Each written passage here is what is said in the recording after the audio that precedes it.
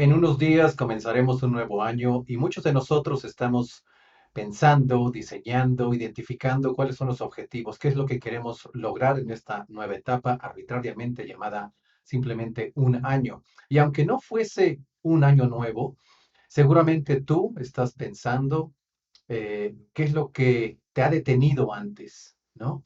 ¿Por qué no hemos o has logrado los objetivos que quieres? ¿Por qué estás en la situación que estás, eh, independientemente de cómo la califiques? Es muy importante ver qué ha ocurrido para entonces aprender de ello y ver hacia el futuro. Y en esta sesión vamos a ver un poco cómo funciona el cerebro, puesto que en muchas maneras el cerebro es quien de alguna manera ayuda o nos inhibe en dar los pasos necesarios para lograr lo que queremos lograr, no solamente en cuestiones, digamos, externas, sino los cambios internos que todos queremos lograr para ser precisamente es una mejor persona. Este es el show de Maxioma y comenzamos. Ese es el flyer de esta semana. Aprovecho para enviar un caluroso saludo a la gente que nos ha seguido durante ya más casi año y medio, 2 años, y claro, al Consejo Empresarial de Salud y Bienestar, quien orquestó, digo, estas sesiones, no solamente de Maxioma, de otros proveedores, de otras personas, expertos en diferentes campos del bienestar, de la capacitación, de la mejora continua. Así que envío siempre un saludo a ellos. ¿Ok? Vamos a comenzar por algo sumamente importante que tiene que ver con cómo nosotros nos relacionamos con nuestra realidad. Y es eh, esta pregunta, ¿cómo el cerebro da significado a cosas, experiencias? Y cuando digo cerebro, eh, quiero invitarte a pensar que el cerebro no es exactamente tu identidad, ¿no? No representa quién eres, simplemente es un órgano sumamente poderoso, complejo, que nos permite relacionarnos con este mundo de la manera que lo hacemos, de manera muy eficiente y efectiva a veces, pero que no siempre, ¿no? Es perfecto. Y que hay otra parte, no sé cómo le quieras llamar, que puede ser donde está tu identidad, donde de alguna manera tomas otras decisiones en relación con la información que nos trae el cerebro. Entonces, dar significado a las cosas es sumamente importante, puesto que con base en esas experiencias, en lo que tú asignas bueno, malo, correcto, incorrecto, arriba, abajo, un lado al otro, te sirve para navegar en este mundo y te sirve para eventualmente tomar decisiones eh, que seguramente quieres repetir o quieres fortalecer o quieres hacer más grande, ¿no? Entonces, el significado de esto lo da muchas veces el cerebro de una forma inconsciente. Imagínate que vas y conoces a alguien y esa persona tiene cierta colonia, ¿no? Y esa persona es sumamente inteligente, también se peina de cierta manera, se viste de cierta manera y eventualmente asignas un significado de inteligencia o buena persona a aquellas personas que se visten o huelen de una manera similar, ¿no? Muchas veces nos pasa eso, imagínense si esto no existiría y no fuese cierto, todos los ejercicios de marketing que hay eh, pensando en cómo atribuye o designa el cerebro las cosas, ¿no? Pues no servirían, ¿no? Las marcas, los colores, las experiencias, los sonidos, todo eso genera eh, experiencias y obviamente asignamos valores a esas experiencias que eventualmente significan algo para nosotros, ¿no? Entonces, eso es muy importante. No todo lo hacemos racionalmente. Yo creo que la gran mayoría lo hacemos de forma irracional, digo, perdón, subconsciente, y que eventualmente es parte de cómo nosotros vemos el mundo. Y a veces eh, el cerebro como que se adelanta y procesa estos significados sin pedirnos permiso de alguna manera, y algunos psicólogos y científicos, neurólogos le llaman esto confabulación, donde el cerebro va quizá a inventar cosas para hacernos creer a nosotros mismos que vamos eh, en el camino correcto, que estamos en un buen momento, que esto nos sirve quizá para sobrevivir, que esto es bueno para nosotros para el futuro, ¿no? Eh, Hay un experimento muy famoso donde hay una persona que no puede generar memorias a corto plazo y lo quieren probar. Entonces entra en un cuarto donde hay un doctor. El doctor tiene en la mano una pequeña aguja y cuando lo saluda, esta persona siente, ¿no? Esa picadura y dice, bueno, ¿qué pasa, no? En ese momento dice, "Oh, disculpen, me voy del sitio", a él lo retiran de ese cuarto y 3 o 4 minutos después, que es más o menos el tiempo que el cerebro tardaría en recordar lo que acaba de ocurrir, vuelve a entrar a este sitio, está la misma persona, le estira la mano al doctor y él dice, no, yo no saludo a personas que tienen bata blanca o no saludo a personas cuando es martes o cosas así, ¿no? Es algo sumamente interesante este experimento, puesto que demuestra que hay algo más allá, quizá complementa la función de la memoria, que da significado a nuestras experiencias sin que estemos conscientes de ellas y que adjudica valores para entonces ir moldeando nuestro comportamiento. Entonces, seguramente tú has o tu cerebro ha generado ideas acerca de, no sé, la gente alta, la gente baja, de cierto color, de dónde viven, de qué coche usan, todo eso, ¿no? El cerebro es sumamente adelantado en ese sentido, y no digo inteligente, simplemente adelantado para echar valor a todo esto y entonces que nosotros tomemos decisión acerca de cómo nos vamos relacionando con nuestro mundo.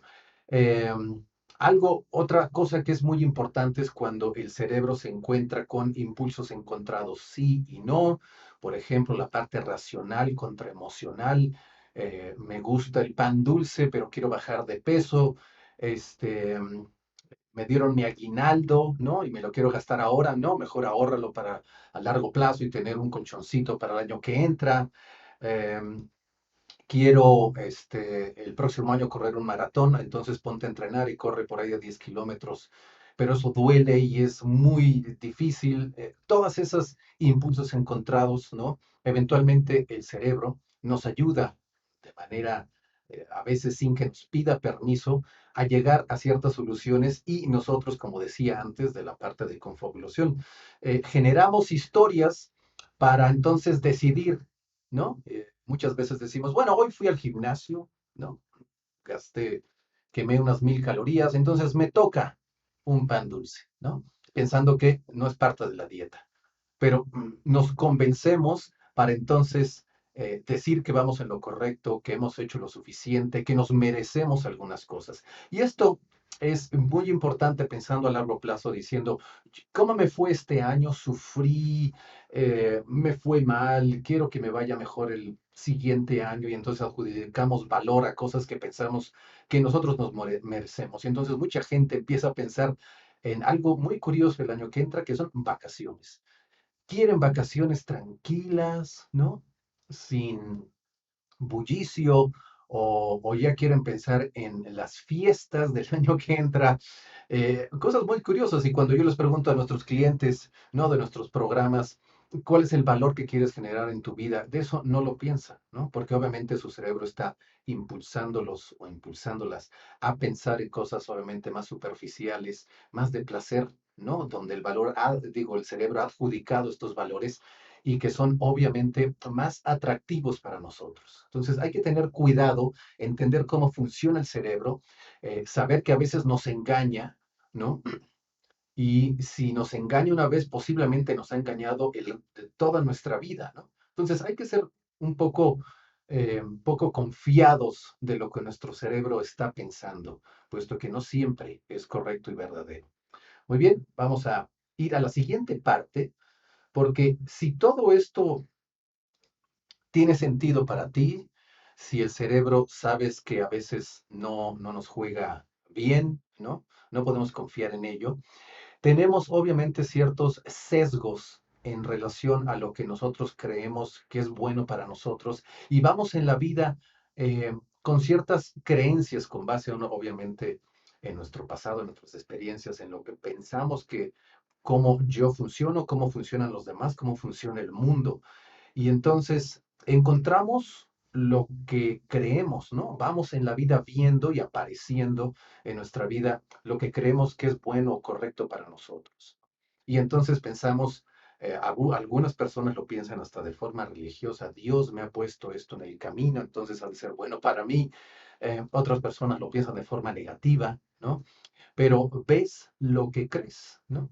Aquellas cosas que estás creyendo con base, como decía, en tus primeras experiencias, lo sigues creyendo y lo vas fortaleciendo.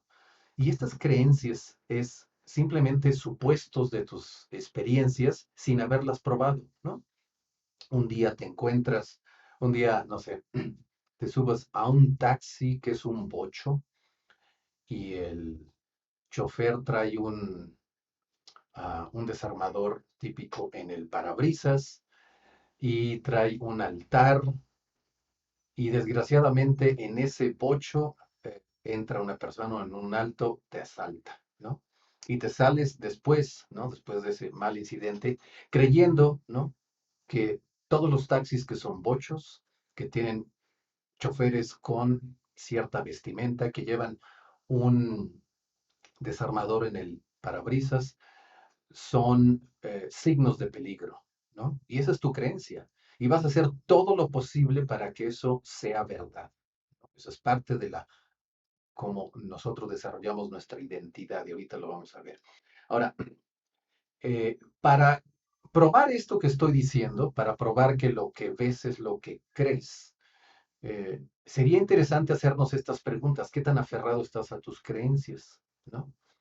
Por ejemplo, ¿qué es lo que creías de ti hace 10 años? Si sigues creyendo lo mismo, seguramente estás muy, muy aferrado a tus creencias, puesto que todos cambiamos, obviamente, de acuerdo al contexto, el cual ha cambiado mucho y de manera muy, muy rápida. Si todavía crees que las grandes autoridades de nuestro país, de compañías o del mundo son instituciones en donde podemos confiar, ¿no? Sigues obviamente aferrado a tus creencias, puesto que la historia nos ha dado evidencias, ¿no? Que no podemos confiar en muchas o la mayoría de las instituciones, que los valores que ellas representan se han caído, ¿no? Por diferentes causas, y no estoy atacando y diciendo que lo han hecho con mala intención, sino que simplemente la sobrevivencia uh, de estas instituciones, pues, se han visto eh, coartadas por el contexto donde éstas quieren seguir, obviamente, comportándose como se comportaron cuando ellas se fundaron y comenzaron, ¿no? Entonces, pon esto en la perspectiva de tu vida, ¿no? ¿Quién eras tú cuando tenías 5 años, 10 años, 15, 20, según la edad que tengas, hasta llegar ahora y pensar que si las creencias que tú tenías antes te siguen sirviendo? Y vamos a ver cómo podemos preguntarnos esto de una manera un poco más puntual para entonces abrirnos a un cambio. Eh, si estás dispuesto a cambiar creencias por evidencias, ¿no? Cuando alguien te presenta una evidencia, como dicen los americanos, datos duros, es muy difícil comprobar o seguir creyendo en lo que tú crees, ¿no? Piensa en, desde el punto de vista de los medios, cuántas veces en los medios hemos visto con evidencias, con buenos medios, ¿no? Que sí tienen este tipo de información, cuando vemos que algo que repito, en los medios, gobiernos, instituciones, productos, ¿no? Productos que antes nos decían 100% natural, etcétera, pues hay datos duros que nos pueden demostrar que ese producto no es natural y no es bueno para nosotros. Pero antes creíamos que sí, ¿no? Ahora con las evidencias podemos decir, ah, caray, si las compañías de comida procesada nos están dando cosas saludables, si el gobierno puede ser que no esté dirigiendo todos los recursos, como lo podemos ver, hacia la mejora del bienestar de todos, todos absolutamente los ciudadanos en este país, etcétera, es una súper oportunidad para que entonces cuestiones tus creencias, ¿no? Acerca de los demás. Pero, ¿qué tal las creencias en relación a ti? Si has visto en tu vida que sí o no has logrado ciertos objetivos, ¿no? Y que das excusas para decir, no lo logré por esto, porque mi pareja, porque mi jefe, porque la economía, por lo que sea, echando, y alguien te puede indicar que tienes un patrón de comportamiento, ¿no? Basado en datos. Entonces, es difícil, ¿no? Es difícil cuando alguien te demuestra que tú no te comportas como dices que te comportas. Entonces, en ese momento hay que ser humilde y hay que echar por tierra esas creencias que no han sido las más efectivas, eficientes para que tú seas quien dices quién eres. Entonces, si sí puedes cambiar tus creencias o no, más bien, si sí quieres cambiar tus creencias o no quieres cambiar tus creencias, como decía, hay que preguntarnos por qué y hay que ver evidencias, ¿no? Datos. Y a veces otras personas cercanas a ti te pueden decir de una forma abierta y honesta, eh, qué es, cuál es su opinión en relación a algo que tú les estás preguntando. Si eres bueno haciendo X, oye, si eres buena pareja, si eres buen empleado, si eres buen socio, si eres una persona que genera valor para los demás, ¿no? Las demás personas sí te lo pueden decir y entonces tú puedes decidir si la creencia que tienes de ti, pues sigue como parte de tu identidad. Y por último, en esta parte de ver lo que crees, hay que tener mucho cuidado con la motivación, porque a veces, como decía antes, el cerebro nos juega juegos muy curiosos, ¿no? Sin pedirnos permiso, crea historias que nosotros las creemos, las utilizamos como motivación para supuestamente fortalecer nuestra identidad, diciendo yo soy así y así voy a seguir siendo, puesto que una vez que hay evidencias, ¿no? O por ejemplo, una vez que utilizas un método científico para ver qué es lo que sí puedes lograr con base en tus recursos, con base en la colaboración de otros, eh, ahí, ¿no? En ese proceso seguramente tu motivación y sobre todo tu ego se tiene que poner a un lado. Y eso cuesta mucho para todos, ¿no? Nos cuesta ponernos a un lado y decir, esto es lo que yo quería, pero lo voy a poner a un lado y lo voy a hacer de una forma mucho más objetiva para lograr un bien común.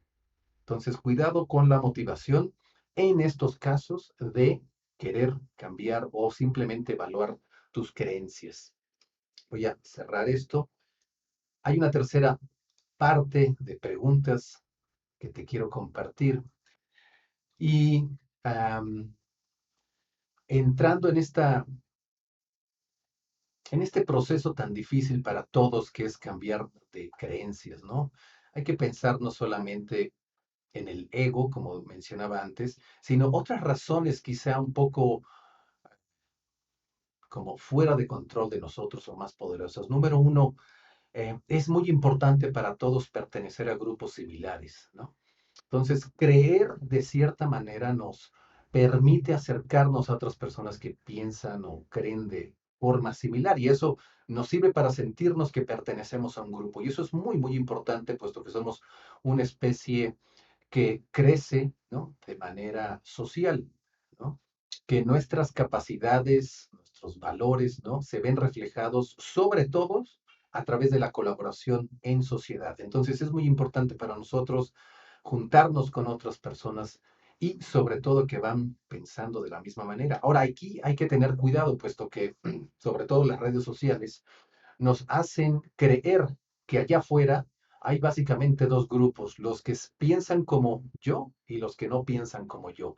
Hay una división enorme debido a los algoritmos que están utilizando que hacen pensar en los usuarios que hay estos dos grandes grupos en el mundo y no dibujan el mundo como es, que es prácticamente infinito en formas de expresarse, en formas de pensar y hay grupos para todos, intereses, preferencias para todos y todas en este mundo. Entonces, recordar que eso es posible es muy importante, puesto que a pesar que yo puedo estar perteneciendo a un grupo que piensa como yo, ¿no? Y que es bueno para mí porque puedo lograr cosas a través de la colaboración, también es muy importante que respetemos, aceptemos y admiramos a otros grupos que piensan de otra forma, que puede ser que no estén de acuerdo con nosotros o que sí estén de acuerdo, pero que simplemente no colaboran por diferentes razones. Entonces, esto no es que esté mal, simplemente reconocerlo, es parte de cómo nos hemos desarrollado y hay que aceptarlo y abrazarlo tal como es. Otra de las razones por las cuales no queremos cambiar de creencias es porque nos invita a veces a retar, a discutir, y es algo que no es parte de nuestra cultura, ¿no? Sobre todo los latinos queremos siempre decir que sí, no sabemos decir que no, no sabemos discutir algo, no sabemos hacer una crítica de algo, nos cuesta muchísimo más recibir retroalimentación de alguien. ¿Por qué? Puesto que todo esto, ¿no? Nos impulsa y nos invita a abrirnos y comunicarnos de otra forma, que no es parte de nuestra cultura, que no es parte de cómo nosotros nos comunicamos. Si yo te digo a ti algo en relación a tu comportamiento, buscando que lo cambies para mejorar, ¿no? Y que genere más valor para otros, usualmente las personas, espero que no sea tu caso, lo toman de manera personal, ¿no?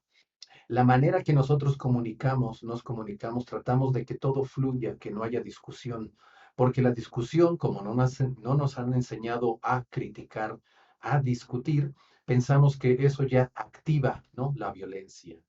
Y no queremos, obviamente, ser violentos. O somos muy buena onda o nos enojamos y entonces somos violentos. Pero en medio, ¿no? Ese gran espacio de colaboración que se puede crear, pues no lo sabemos ejecutar porque no nos han enseñado a hacer eso. Entonces, esa es otra de las razones por las cuales mucha gente no quiere cambiar o no sabe cambiar. Y finalmente hay enorme cantidades de información disruptiva que nos hace pensar que una información diferente a la que yo tengo, caray, a veces decimos, pues debería creer que es verdad, ¿no? Debería creer que esto es parte de mi cultura, puesto que es tan evidente para mí, para los demás, sin poner en tela de juicio quién me envía esa información, cuáles son las motivaciones, cuáles son las intenciones de que alguien publique algo, ¿no? Y la gente va por los medios sociales, sobre todo, creyendo todo lo que eh, ven y escuchan. Sumamente peligroso, ¿no? Hay que recordar que todos somos ignorantes y hay que ser conscientes de qué tan grande es nuestra ignorancia para entonces ser más precavidos en relación a lo que se nos pone en nuestros ojos. Entonces, y es por eso que la gente no quiere cambiar sus creencias. Ahora, ¿cómo podemos entonces cambiar este, nuestras creencias? ¿Cómo podemos abrirnos, ¿no? Abrir la mente? Entonces, es un concepto que desde niño yo he escuchado, ¿no? Abre tu mente. Y hace muchos años pensaba en así, de manera muy gráfica, que alguien abría su cerebro, ¿no? Pensando que en la apertura de el contacto, ¿no? Del cerebro con el ambiente íbamos a ver más. Qué curiosa visión tenía yo de niño. Ahora, hay muchísimas formas de cómo podemos abrir nuestra mente. Una es ponernos en situaciones difíciles. Ponernos en situaciones difíciles no solamente de manera absurda, sino también en aquellas situaciones donde otros encuentran dificultades, donde otros quizá no han podido, donde otros de alguna manera han fallado y nosotros los hemos criticado, ¿no? O las hemos criticado. Entonces, si yo me pongo en la situación difícil de otro y ejecuto esa dificultad, trato de lograr el objetivo que esa persona intentó momentos antes, seguramente yo voy a tener un mayor entendimiento, puesto que es muy diferente que esa persona me diga por qué falló a que yo lo experimente y entonces tenga una total comprensión de lo que significa esa situación. Y si yo aprendo no solamente de la situación, sino también de mis capacidades, digo, ah, caray, yo tampoco tengo esas capacidades. Entonces ya entiendo a esta persona por lo cual falló en esta situación. Otra forma de abrir nuestra mente es abrazar o aceptar la incomodidad, ¿no? Este mundo nos empuja a que todo sea suave, todo sea bonito, que todo fluya, ¿no? Pero estoy seguro que estás de acuerdo con este Esto que voy a decir, la única forma de realmente aprender es cuando fallamos, cuando pasamos un mal momento. Cuando estamos pasando buenos momentos, no aprendemos. Y si queremos aprender para entonces ser mejores, ¿no? Hay que aceptar y abrazar la dificultad, la incomodidad. Y es por eso que es muy importante ponernos en una situación difícil. Si yo me entrego cada vez más, ¿no? al camino de la dificultad, ¿no? donde me genera una invitación a la disciplina, ¿no? donde me genera a poner a un lado mi ego, mis gustos, quizá preferencias y enfrentarme a cosas que antes rechazaba, seguramente mi entendimiento de mí, de los demás y del mundo se va a ir abriendo, puesto que tengo más experiencia y más datos, evidencia acerca de cómo funciona todo esto. Y por último, ¿cómo podemos abrir la mente? Retar de manera continua o tan seguido como podamos nuestras creencias, valores e identidad, puesto que estas tres van muy de la mano. Primero, cuando éramos chicos o llegamos a este mundo, empezamos a tener ciertas experiencias que de acuerdo a la respuesta de otros en relación a mi experiencia, yo decía, esto funciona así, ¿no? Había personas en mi caso que desde chico me decían, Ramiro no habla mucho, ahora hablo más. Am, y hacía dos, tres comentarios cuando tenía 4 o 5 años, pero comentarios que la verdad yo no me acuerdo, pero la gente me decía, Ramiro es muy, muy inteligente. Eventualmente, durante muchos años yo me lo creí hasta que por ahí de la prepa me empecé a cuestionar, puesto que obviamente mis calificaciones no eran tan buenas como las de mis amigos. Y yo decía, pues si la gente dice que yo soy muy inteligente, ¿dónde está esa inteligencia?